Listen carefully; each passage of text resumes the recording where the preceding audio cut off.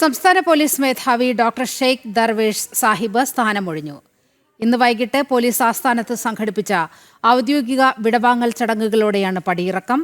Police മേധാവി സ്ഥാനത്ത് 2 വർഷം പൂർത്തിയാക്കിയ ശേഷമാണ് അദ്ദേഹം വിരമിക്കുന്നത്.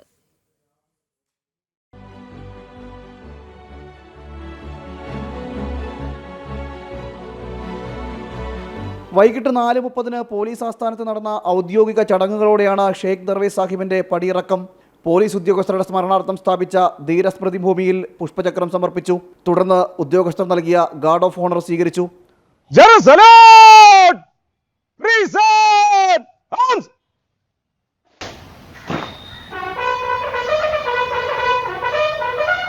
പുതിയ മേധാവി സ്ഥാനമേറ്റെടുക്കുന്നതുവരെ താൽക്കാലിക ചുമതല ADGP H. വെങ്കടേഷിന് കൈമാറി. ഔദ്യോഗിക ചടങ്ങുകൾക്കും സഹപ്രവർത്തകരുടെ യാത്രയയപ്പിനും ശേഷം ആചാരപരമായ രീതിയിൽ DGPയുടെ വാഹനം കയറിൽ കെട്ടിവലിച്ച് പോലീസ് ആസ്ഥാനത്തിന്റെ കവാടം വരെ എത്തിച്ച് യാത്രയയപ്പ് നൽകി.